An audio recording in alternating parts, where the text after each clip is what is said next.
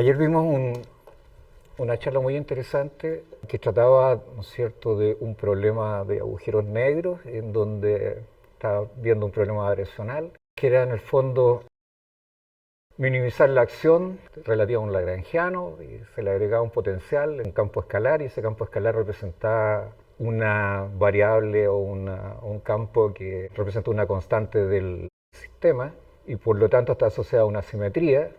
Y esto tiene un poquito que ver con eso. O sea, los sistemas físicos generalmente, sobre todo cuando se trata de sistemas infinitos, tienen asociadas simetrías, leyes de conservación, etcétera. Pero aquí está en el contexto de la mecánica estadística y no de lo que vimos ayer, pero los principios son prácticamente los mismos. Ahora, de todas maneras, estas teorías, sobre todo la de la transición de fases, tiene algunos bemoles. Hay varios conceptos como el del límite termodinámico, la misma noción de ruptura de simetría, hay unos conceptos como nociones como de cuasi promedios, estados de Gibbs, que tienen pros y contras, pero la teoría general de transiciones de fase en el contexto que lo vamos a poner es en mecánica cuántica, y lo que vamos a estudiar son sistemas de partículas y en particular un fenómeno crítico que se llama condensación de Bose-Einstein. Y vamos a ver algunas cuestiones que son interesantes porque son novedosas desde el punto de vista de los modelos matemáticos más que quizás de los modelos físicos. Y algunas cuestiones que pueden resultar contradictorias, y al final les voy a mostrar algunas citas de físicos y matemáticos famosos respecto de la teoría en general, para que tengamos una idea y veamos alguna moraleja de estos resultados que están acá. O sea, que vamos a mezclar matemática y al final un poquito con física. Entonces primero definamos el contexto acá y tenemos estas nociones que están acá arriba. Para poder estudiar un sistema de partículas, en particular esta es un conjunto de partículas que está encerrada en alguna región en el espacio, en RD por ejemplo. Y como estamos en mecánica cuántica, las partículas en realidad están representadas por estados. Esos estados están en un espacio de Hilbert y tienen ciertas características específicas dependiendo del tipo de partículas del cual yo hable. Si se trata de bosones, las funciones que están asociadas son funciones simétricas. Si se trata de fermiones, como los electrones, estamos hablando de funciones antisimétricas. Y el espacio de Hilbert que uno construye para estudiar estos sistemas es un espacio que se llama el espacio de Fock, que en este caso está escrito acá. Y lo que uno quiere ver son estos procesos. Aquí hay un proceso de creación de partículas y aniquilación de partículas en el sistema, dependiendo de las condiciones termodinámicas del mismo. Las funciones que uno tiene que estudiar son las mismas funciones que tiene la termodinámica clásica, que son la presión del sistema, esas son las funciones límites. Por ejemplo, esa que está aquí, esa es una función límite, no es una función límite, esa es la presión a volumen finito, o sea, el volumen es el volumen del container en donde están encerradas las partículas. Entonces la presión es la presión que está acá arriba, ¿cierto? Esta es la presión a volumen finito. El gamma que aparecía aquí, este es el operador de energía del sistema, que está en un formalismo que se llama formalismo de segunda cuantización. Es decir, se escribe respecto de ciertos operadores, que son los operadores de creación y aniquilación de partículas. Sn que está acá es el operador número total de partículas, en el fondo.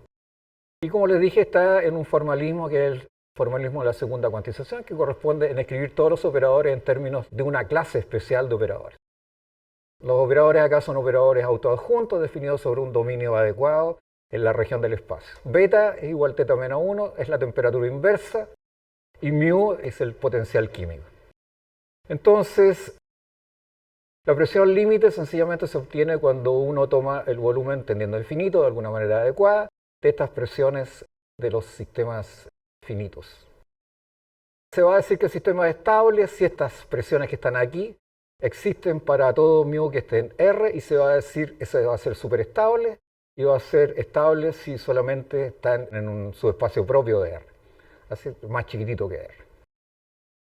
Y el estado de Gibbs, que es el estado que me sirve para estudiar las propiedades termodinámicas del sistema, es este funcional que está acá, que está definida sobre el álgebra de operadores, ¿no es cierto? Una álgebra de operadores, que viene definido así. Estas trazas están tomadas sobre el espacio de Fock, y este es el exponente de L o menos beta gamma. Como estos operadores son autoadjuntos, esta exponencial está bien definida, y como son finitas, para valores adecuados de mu, esto tiene una buena definición.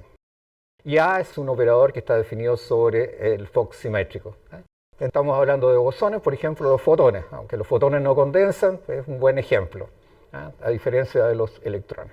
Los operadores de energía, el H en general, tiene esa forma de. Si uno lo quiere mirar en términos de sus famosos operadores, ahí está el operador de creación de partículas y el operador de aniquilación de partículas. Esto es la segunda cuantización de un operador laplaciano que está definida sobre la región y tiene condiciones de borde de algún tipo. Y estos lambda LP de acá tienen que ver con el espectro eventualmente discreto del operador laplaciano definido sobre la región, dependiendo de las condiciones de borde, si son condiciones de von Neumann, etcétera, atractivas, repulsivas. De eso va a depender qué valores tengo acá. Y va a haber un valor más chico que también va a depender de esas condiciones de borde. Este término que está acá representa interacciones entre partículas, en particular, esto representa interacción entre dos partículas. Si bien no es un modelo simple, es de los modelos más simples. Si pongo más partículas interactuando, esto se vuelve bastante más complicado.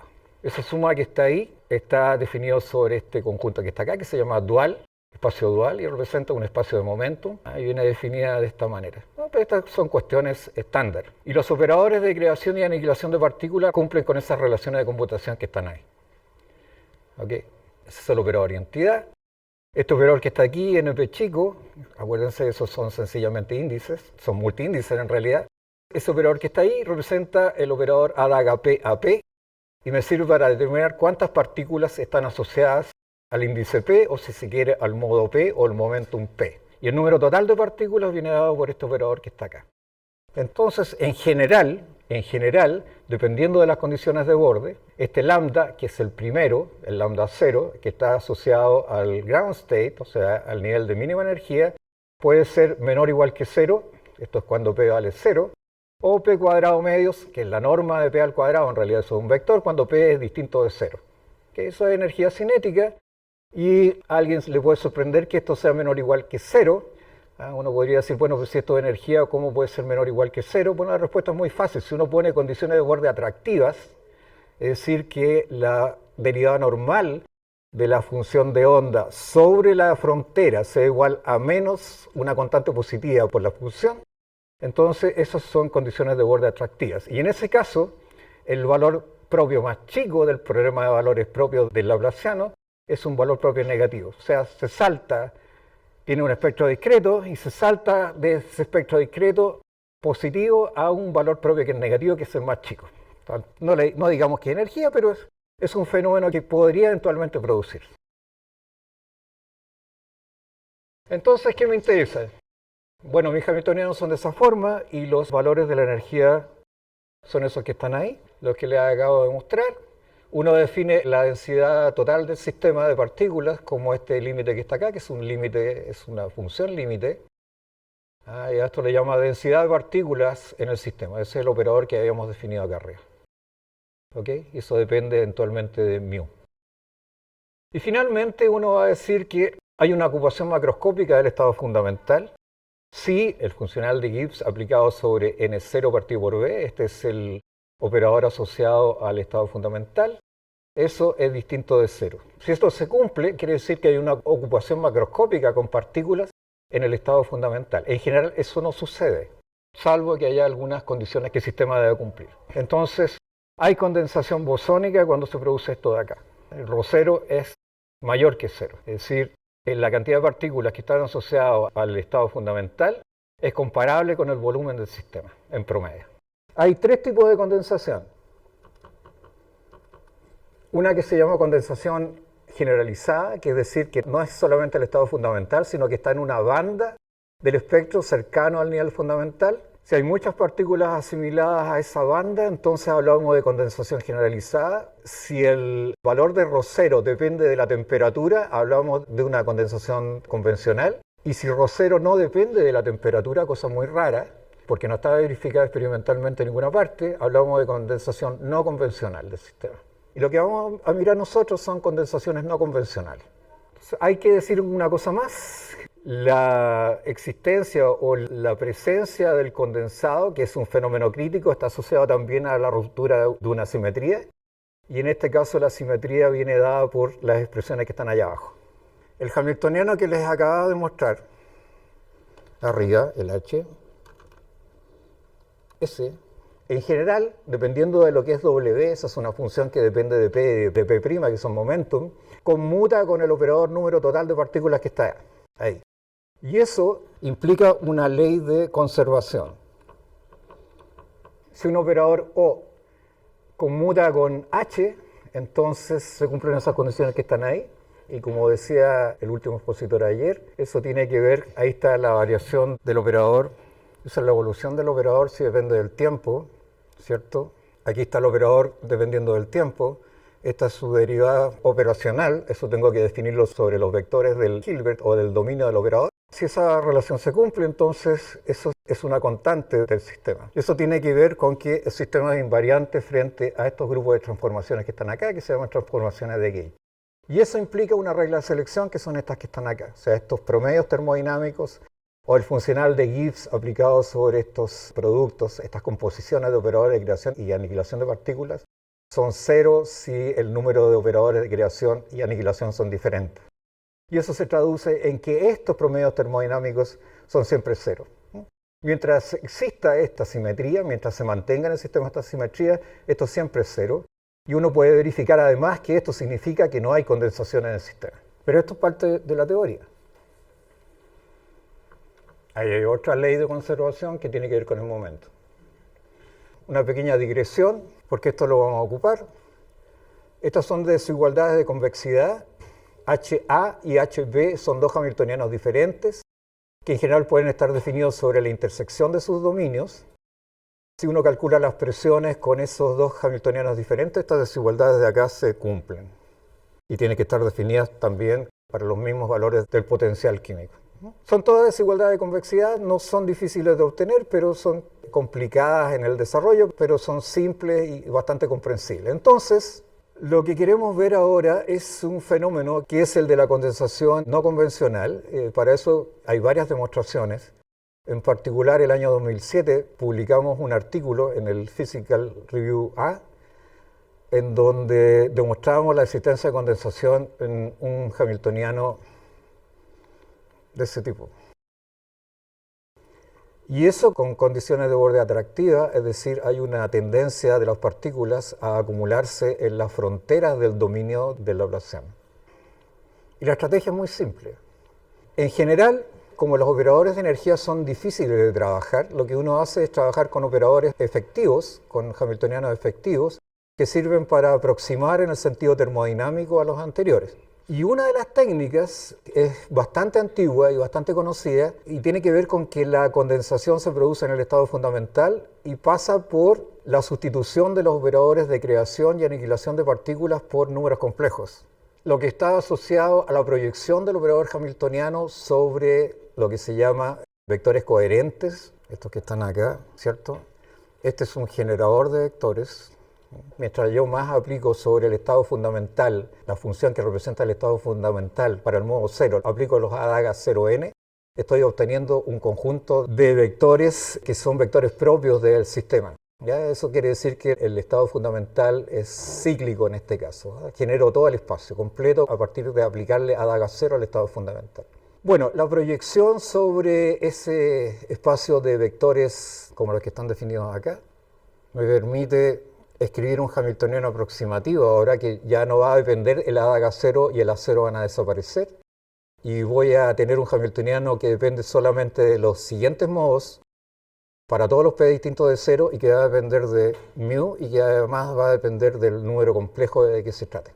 Entonces uno puede demostrar que ese hamiltoniano que está ahí, para el caso que vamos a ver ahora, es en el límite termodinámico, las presiones resultan equivalentes una a la otra en un sentido bien especial.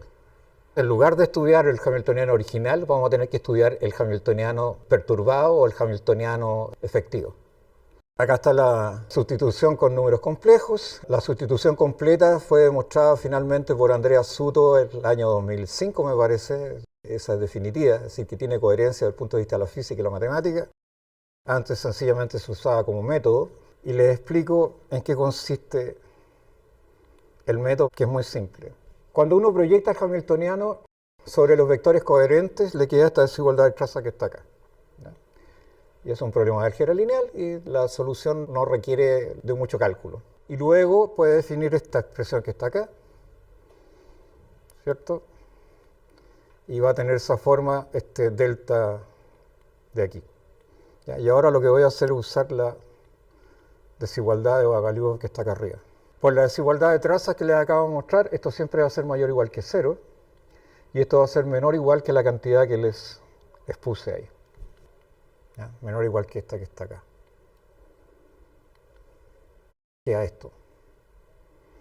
Este es el hamiltoniano aproximado, es la presión con el hamiltoniano aproximado, y la otra es la presión del hamiltoniano original. Dependen ambas de la temperatura, del potencial químico, y el segundo depende de Z o C, como quieran llamarlo, que es el número complejo. Si ahora yo aplico es ínfimo a los dos lados, a todos los lados de la desigualdad, ¿qué es lo que obtengo? Esto que está aquí. El ínfimo aquí se transforma en un supremo cuando saque el menos hacia afuera. Tengo esto de acá. Y si cuando B tiende a infinito esto sea a 0, tengo esta igualdad que está aquí. Entonces, esa equivalencia termodinámica tiene que ver con que las presiones sean equivalentes una con la otra. Bueno, aquí no es exactamente eso, aquí es el supremo, pero eso es algo absolutamente calculable. Tengo una manera de calcular la presión original conociendo al hamiltoniano aproximativo o al hamiltoniano efectivo, o al operador efectivo. Y fíjense, la aplicación de esa estrategia a este operador que está aquí, este es un sistema de partículas que no es interactuante. Las partículas no están interactuando entre ellas, ¿ya? Pero tiene, esta es la parte libre, esta, y esta parte de acá representa las interacciones de las partículas con las paredes del sistema. No están interactuando entre ellas. Fíjense, los modos, no hay modos P y P', sino sencillamente modos P. ¿Ya? Y es una perturbación no lineal del hamiltoniano libre. El hamiltoniano libre es el que está acá. Es el primero, ese. Si no hubiera nada, si no hubiera perturbación, sería sencillamente la sumatoria de P, lambda P, adaga P, AP, y eso es la segunda cuantización del operador laplaciano sin ninguna otra perturbación. Aquí le estoy agregando una perturbación. Se demuestra que si μ es menor o igual que 0, nosotros sabemos que para el caso del sistema no perturbado, la traza existe para μ menores que 0, es decir, estamos hablando del gas de bosones ideal, así se llama, pero cuando le agregamos este término de acá, ese dominio de definición del H para μ se extiende hasta 0. Si las condiciones de borde son atractivas, el lambda 0, que es el valor propio más chico, asociado al n0, al modo 0, es negativo. ¿Okay? Y uno demuestra lo que sigue. Bueno, si usa el método de hamiltoniano aproximativo, proyecta el hamiltoniano sobre los vectores coherentes, obtenemos este aproximativo que está acá, y demuestra, usando la desigualdad de arriba, la igualdad de Wenzel que está ahí. Este es fácil de resolver, ¿cierto? Puedo calcular exactamente dónde se encuentra el supremo, que en realidad es su máximo, y cuando quiera resolver el problema, si yo tengo las presiones en el límite, puedo calcular prácticamente cualquier propiedad termodinámica del sistema. Y lo que uno calcula es que en este caso, en donde no hay condensación convencional, es decir, no va a depender de la temperatura, el ρ0, la cantidad de partículas que está asociada al estado fundamental, tiene esta forma. Vale esto si el μ está entre lambda 0 y 0, y vale 0 si lambda 0 vale 0. Ok, hasta ahí estamos bien, no hay problema. Entonces hay dos preguntas acá. No voy a hablar primero del asunto de la ruptura de simetría, pero hay una pregunta inmediata. ¿Hay alguna otra alternativa a la condensación no convencional que tenga que ver no solamente con la propiedad esta de que en el caso de las condiciones de borde atractivas aparezca un lambda 0 negativo? ¿Se puede obtener condensación no convencional sin considerar este hecho? Y la respuesta es correcta. Sí se puede. Y eso sí que es nuevo. Hay algunas propiedades que yo creo que es bueno conocer primero. Estamos ahí. Les voy a mostrar los modelos completamente diagonales, porque aquí hay un resultado que es importante. Aquí están los full diagonal models. Que sean diagonales quiere decir que los operadores pueden escribirse en términos de los operadores de número de partículas nomás. Todos esos son operadores que conmutan entre ellos y por lo tanto Esto incluso puede estudiarse desde el punto de vista de los métodos de grandes desvíos, probabilidades, etcétera, son absolutamente adecuados para analizarlo, o sea, no hay ningún problema. Hay otros que son un poquito más complicados, como el modelo de Hubbard extendido, que también acepta este tipo de aproximación. Vamos a ver estos operadores que están acá. ¿Cuál es la gracia que tienen? Es que conmutan todos con n. ¿Ya? Así que hay una regla de selección inmediatamente implicada acá, o sea, estos hamiltonianos son invariantes frente a transformaciones de gauge sin ningún problema, y además son todos diagonales, como les dije, en términos de los operadores n tongo p. Fijémonos en el siguiente hecho. Si yo quiero romper la simetría, ya que estamos hablando de condensación y la condensación está asociada al estado cero, entonces lo que se hace generalmente es sumar una pequeña perturbación, que es esa que está ahí, y esa sí rompe la simetría del sistema y por lo tanto en esas condiciones uno debiera esperar condensación. Este es un término extra, esto a veces es interpretado como un truco matemático, y la pregunta es si yo puedo encontrar otros hamiltonianos en donde no tenga que introducir estas perturbaciones que están acá y den exactamente los mismos resultados. Estas perturbaciones son extrañas en el sentido de que, primero, tengo que escoger una perturbación que sea autoadjunta, es decir, si hago un experimento, tendría que diseñar un experimento exactamente igual a lo que está escrito aquí, lo cual ya es una complicación.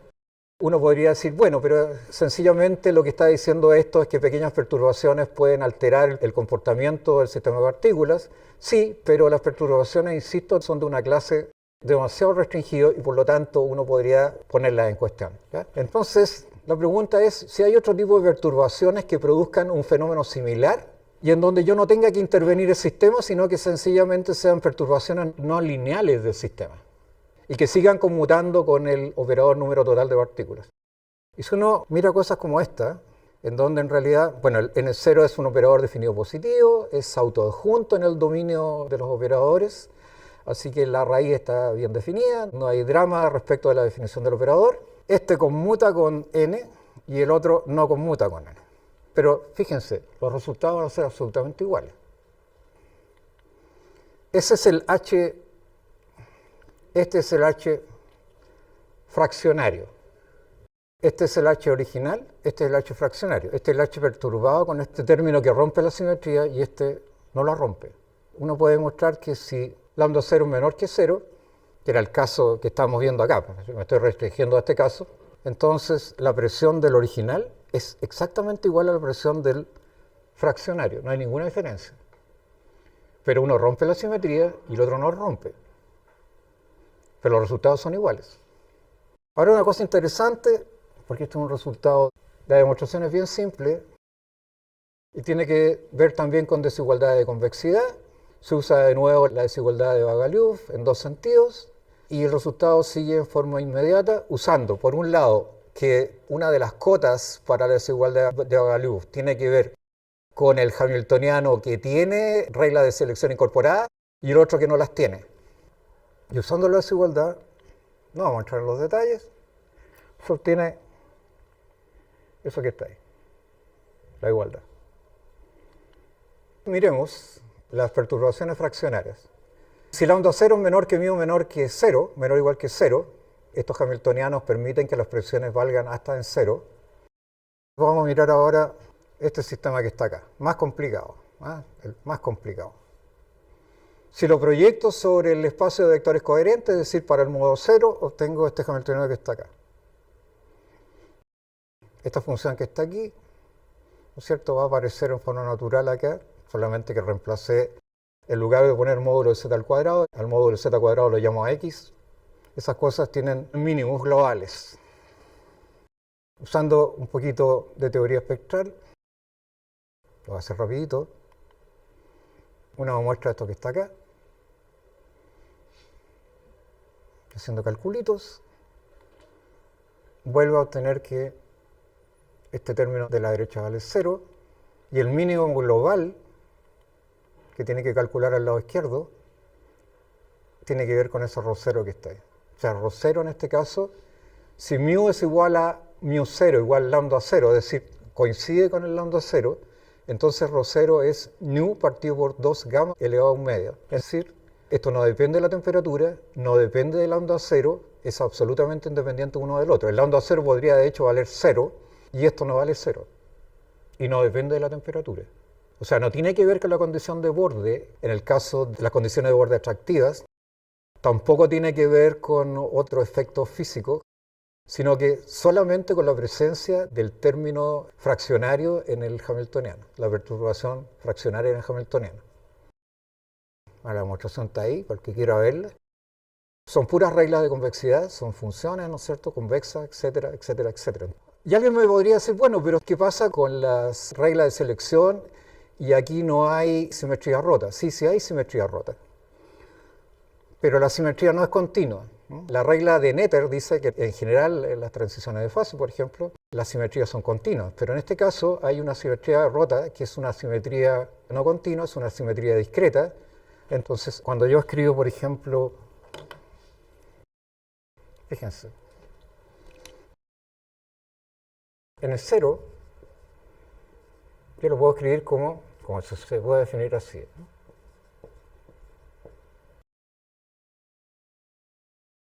Si yo tuviera solamente, si yo le agrego acá, voy a excluir 1 partido por b que está acá. ¿Okay? Acá ponemos menos. Esto tiene que ser negativo. El nu es mayor que 0. Entonces aquí me queda. Voy a excluir el más 1 partido por b acá. Si yo cambio, por ejemplo, llamémoslo S. Perdón. Sí, le llamo S.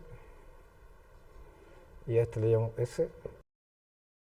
Si yo cambio S por. A ver. Este es el n0. Si yo pongo menos raíz de n0 por menos raíz de n0, no pasa nada. Así que quedando exactamente lo mismo. En cambio acá me cambia el signo. Igual que los espines. Cuando tiene espines, un sistema de espines que toman 2 valores posibles. Si yo cambio S alfa por menos S alfa y S beta por menos S beta, eso no cambia en nada. El hamiltoniano queda igual. Bueno, acá es exactamente lo mismo, solamente que si cambio esto, me cambia el signo. Y si me cambia el signo, el resultado allá no es ese que está ahí. ¿Ok? Así que ahí hay una ruptura de simetría, claro, pero no es una simetría continua, es una simetría discreta. Entonces la pregunta es, bueno, pero yo podría representar entonces todos estos cambios no con la introducción de operadores externos, como son esas fluctuaciones, el ADAG A0 más A0 multiplicado por un nu, sino que podría hacerlo directamente con perturbaciones fraccionarias del sistema, lo que equivale a decir que no tengo que hacer prácticamente ningún cambio en el sistema, no tengo que intervenirlo de afuera en algún sentido. La pregunta física es cómo hago esa intervención desde dentro para que aparezcan perturbaciones fraccionarias. El problema se puede generalizar más si uno toma operadores superestables, o sea, en donde sí haya interacción, y esto se cumple exactamente igual. Vamos a las citas. Porque las citas son importantes y son antiguas. Dice, afortunadamente, fíjense que todos los sistemas que registran condensación de Bose-Einstein son sistemas finitos de partida, o sea, no tienen nada que ver con el límite termodinámico. Sobre todo los experimentos tienen que ver con experimentos finitos. Ahora se hacen intentos, ¿no es cierto? Uno tiene con trampas magnéticas los átomos confinados en un cierto estado, se baja la temperatura y uno puede verificar que hay una cantidad importante de átomos que están asociados al estado fundamental. Pero como lo quiere poner en términos de esta teoría, lo que tiene que hacer es matemáticamente abrir un pedazo de la región y hacerla tender a infinito, de tal manera de ver si efectivamente en el límite termodinámico esto se cumple. Pero eso es un poquito hacer trampa. Afortunadamente todos los cálculos, independientes de la simetría o no, uno los puede hacer sin simetría. Uno puede demostrar la existencia de condensación sin que haya simetría. Esa es la primera nota que aparece aquí. La otra cosa es que la ruptura de simetría continua se produce solamente en el límite termodinámico, no se produce antes. Ahí tengo que estudiarla, pero el límite termodinámico es un hecho complicado. En un hecho de la causa estoy considerando infinitas partículas y en la práctica yo no estoy estudiando sistemas de infinitas partículas, estoy estudiando sistemas finitos. No es la primera observación que se hace. Hay otras que son más complicadas. Esa a favor, ¿no es cierto? Bueno, el uso de estas perturbaciones con el ADAGA 0 y A0, lo que quiere decir en el fondo es una sugerencia de que cualquier perturbación puede alterar el sistema. ¿Ya? Por ejemplo, yo pasé por aquí y se apagó. Claro, y la otra es que desde el punto de vista matemático, el agregar el ADAGA 0 y el A0 también desde el punto de vista matemático es importante para la teoría de las cuasimedias, ¿cierto? Porque permite introducir estados ergódicos y decir que son efectivamente ergódicos, pero eso es un problema matemático, eso no es un problema físico. Esas son las moralejas, ¿no? Estamos en el límite de lo real y de lo supuesto, pero se puede hacer de la otra manera, ¿no? O sea, podría eventualmente, si uno quisiera hacer un experimento bien hecho, demostrar que en un sistema como estos uno podría verificar condensación sin usar las condiciones de borde del sistema, usando perturbaciones fraccionarias del operador de número. Y puedo hacerlo con cualquier alfa, o sea, aquí alfa es un medio, n elevado a un medio, podría hacerlo con 2/3, etc. Y eso tiene que ver, por ejemplo, eso serían cosas de la forma nu por a daga cubo más a cubo, etc. Y recuperar un montón de teoremas previos de Ginibre y de Suto. Entonces ahí hay harto trabajo que hacer. No sé si hay alguna consulta. Primero démosle un aplauso.